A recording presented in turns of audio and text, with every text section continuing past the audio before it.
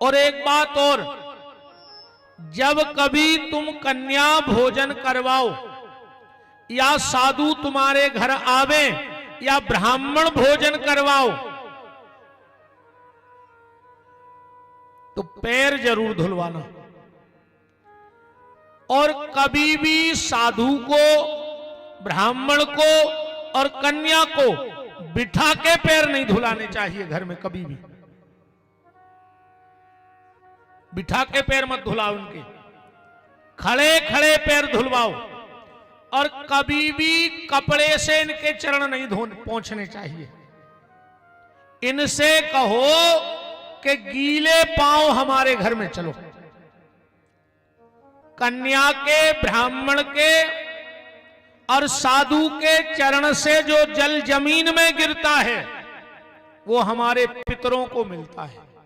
और हमारे पितर उत्सव मनाते हैं जब तुम्हारे घर में कोई कन्या भोजन, साधु भोजन, ब्राह्मण भोजन होता है तो वो जल जब गिरता है तो तुम्हारे पितर तुम्हें आशीर्वाद देते हैं। पर एक गलती कभी मत करना, मेरा आपसे निवेदन है। या तो ये यज्ञ में कसम खा लियो कि आज से कन्या भोजन बंद। कहूं जा गलती करो तो कपट तुम्हारे भीतर भरो होए, तो ये यज्ञ में कसम खा लियो कि आज से कबहू जीवन में कन्या भोजन न करें। कौन सा? क्योंकि देखो एक बात और आपको बताएं, हमारे यहां ये विद्वान सब विराजे हैं, जब हमारे यहां रामनवमी आती है, हमने कभी किसी लड़के को राम के रूप में पूजा क्या? आज तक नहीं पूजा। कृष्ण जन्माष्टमी आती है, आपने कभी किसी छोटे लड़के को भगवान मान के पूजा? नहीं पूजा। पर जब नवरात्रि आती है तो हमने कन्याओं को दुर्गा मान के पूजा है। पूजा है कि नहीं पूजा? और हम तो यहां तक बहनों आपसे कह रहे हैं,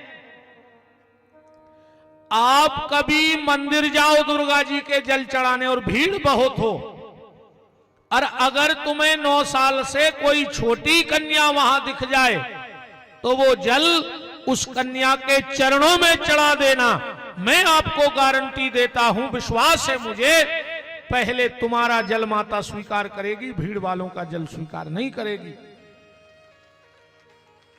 पर एक गलती कभी मत करना। कौन सी? 9 साल से छोटी बेटी में कभी जात पात का लेखा मत लगाना। कई बार हम लोग क्या करते हैं, अच्छी समाज की बेटी आ गई तो भीतर बिठा के जिमा दिया, और छोटी समाज की बेटी आ गई तो बाहर बिठा के जिमा दिया। चाहे यज्ञ का भंडारा हो, कथा का भंडारा हो, उस यज्ञ का भी सर्वनाश हो जाएगा और कथा का भी।